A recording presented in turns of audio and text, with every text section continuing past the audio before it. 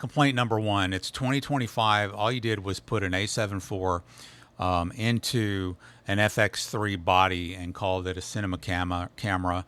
It's a money grab. It's 2025. You've got a 2021 sensor in there.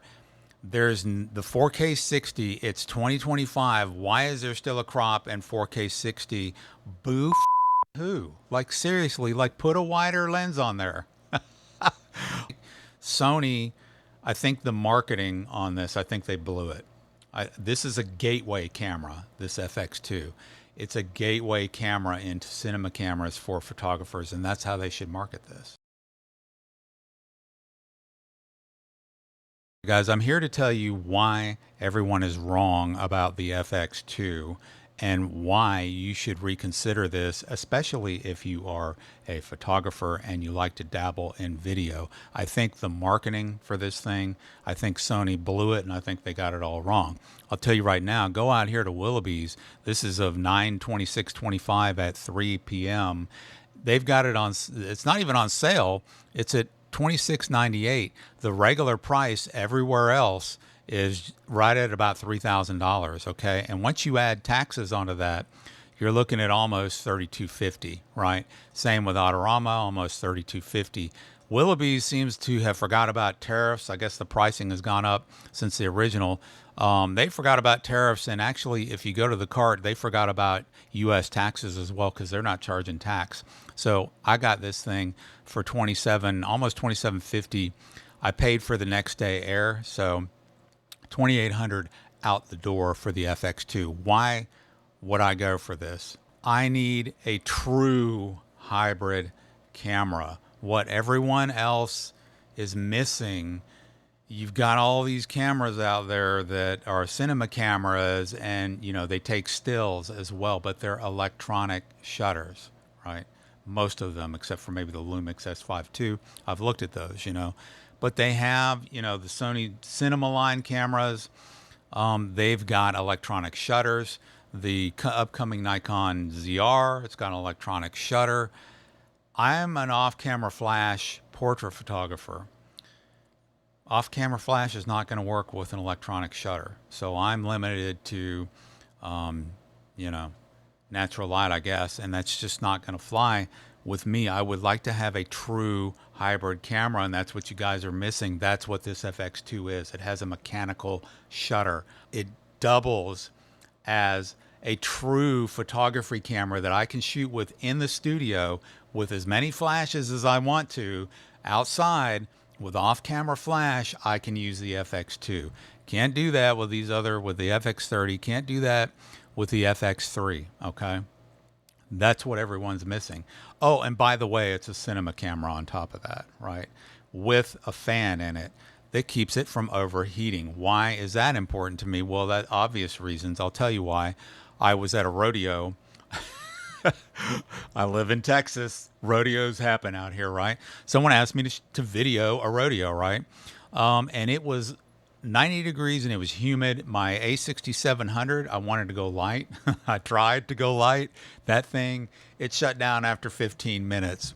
I was shooting in 4K 30 on that, so I could get some minor, slow-mo. I knew the 4K 60 wasn't going to happen. 4K 30 wasn't working either. So I said, I guess I had my backup, which is my Sony A7R5. This sucker, I had the battery door open. I had the flippy screen out. It was heating up, shooting constant video of all these riders in a rodeo competition, right? On a hot, sunny, 90 plus degree day in Texas. And I thought this thing was going to majorly overheat, right?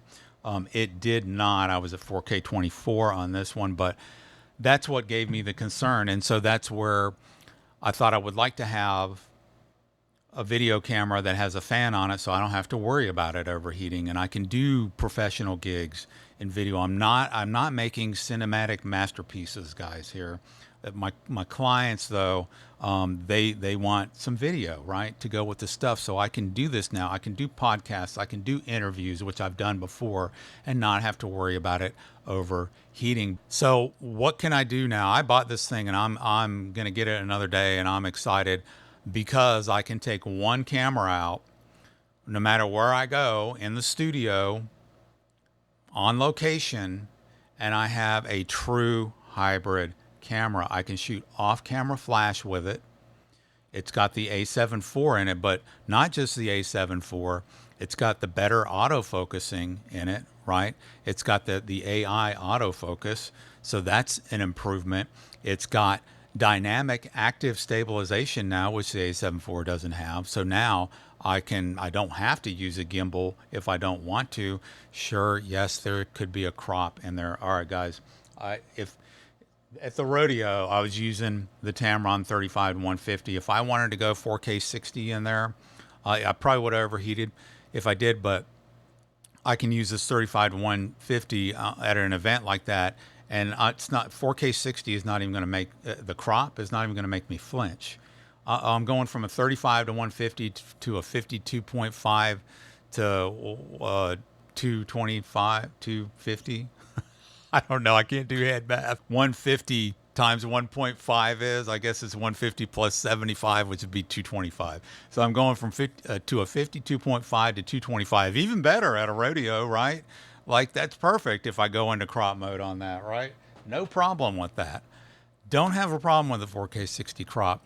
Love that I have dynamic active stabilization. I was thinking, what do I get? Just a dedicated, like a ZVE1, but it only has one SD card. It overheats like the devil, right? That's out, right? Everyone's talking about the Nikon ZR or whatever it is. I've looked into that too, looking into the Metadapt thing where I can adapt my Sony lenses to that. And I was watching Jason Morris's comparison of the FX2 versus the ZR. You got all these people in the comments chiming in, bunch of Nikon fanboys, haven't even used the camera and they got an opinion about everything, right? One of them even said the autofocus was better on the ZR than in the FX2. There's no way. Have you looked at the camera conspiracies video, by the way, of the Nikon ZR? The damn thing could not even track focus on people walking down the sidewalk. So don't even go there with me trying to tell me your Nikon ZR that you haven't used yet, and you're trying to tell me that's better than Sony's. Okay. Now, I'm a Sony fanboy, guilty as charged, and I haven't used the Z6 III. But I've seen the video, the ZR trying to focus. Only one SD card on that. It's got the micro SD, but there's no dual whatever on there. It's got some nice features to it, but we don't care. Photographers, we don't care about red. I do not care about red. I don't want to get that fancy. I shoot in, I barely care about S-Log3, to be honest with you. I can shoot in S-Log3. I'm just, as long as I'm exposing properly, yes, Cinetone looks great, The other sort of upgrade I would say that somehow they managed was that I had the dual base ISO. Instead of 800 to 3200, it's now 800 to 4000, so that's cool. I have used the FX30. I didn't like it for two reasons. I'm a photographer and I am tied to my EVF, especially on a bright sunny day. Sony's LCDs, they just don't cut it. That's just one of the negatives about Sony's. They're just not bright enough. You can't see on a bright sunny day in Texas outside, okay? So I need that EVF. I have a Ninja V.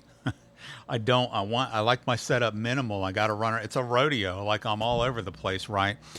Yeah, I can put the Ninja on there and I can get a better screen, right?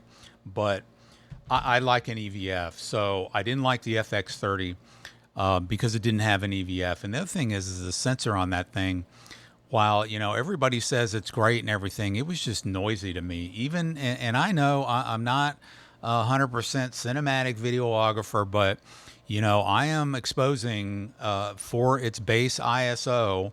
It's got dual ISO. I'm using the S-Log3 and all that, and I am exposing everything correctly so that I can shoot at the base ISO, and it's still grainy. It just is. I don't want to have to use a plug-in for grain. Don't try to tell me it's not. I've seen it. It's grainy. It's just like when you compare it to using the A7 IV or the A7 V, they look so much cleaner to me, to my eye. Okay, they just are. They're so much cleaner and they're more forgiving. Like, I'm not a videographer by trade, and I need a little leeway, right? With that ISO, I might not be able to shoot at that base ISO all the time, and that FX30, it just gets grainy. I just did not like the video coming out of it. Sorry. Maybe I just, I'm not experienced enough. I will admit that as a videographer. As a photographer, I got that down, right? So, didn't like the sensor. I didn't like the EVF. So what I'm going to do is sell my A7 IV, right? I also have a ZVE10 II that I use just as BTS in the studio. I'll probably sell that. I'll keep my A6700 just to do behind the scenes stuff, a light B cam if I want to just travel light one day. B cam for video and audio. I just like to keep that around. It's a really cool little camera, the A6700. Also, it's going to have the same look, right, as my FX2 and my A7R5, right? So I think I've got 3 cameras now that will last me for a long time. Now, should I have waited for the A7 V, which is coming out in October, November, because it's supposed to have like 8 stops of IBIS, something like that, maybe is what I'm hearing. Even better, more stabilization, right, than what we have now. Probably no crop in 4K 60, probably 4K 120 with maybe a 1.2 crop. That's what I would guess, right? Yeah. Maybe I should have waited for that, but it still doesn't solve my problem of worrying about overheating with video in the Texas sun. And I don't, 4K 60 no crop is not a huge selling point for me. You guys with your slow-mo and you portrait guys doing all these swimsuit events and everything, and you slow that stuff down so much that it looks stupid. You get the girl in her bikini and she'll do the spin and you've got that thing slowed down to like, it's gratuitous and it looks stupid. It looks stupid. Now, I like gratuitous stuff as much as the next guy, okay? I do, but I don't want to sit here and wait 20 minutes for her to do her spin while her boobies jiggle slightly, That's just me.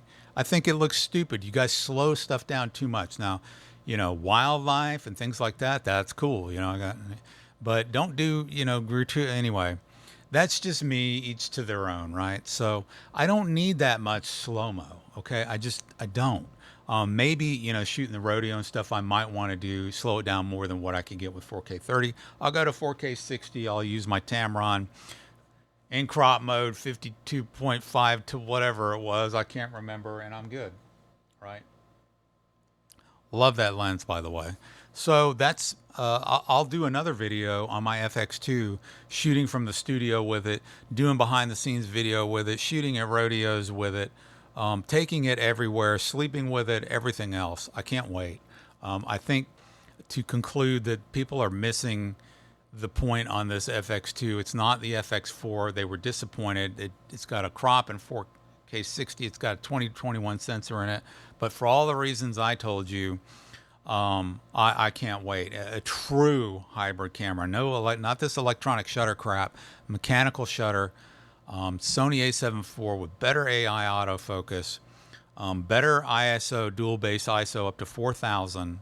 I'm all in. I'll let you guys know if I made a mistake or not. I don't think I did though.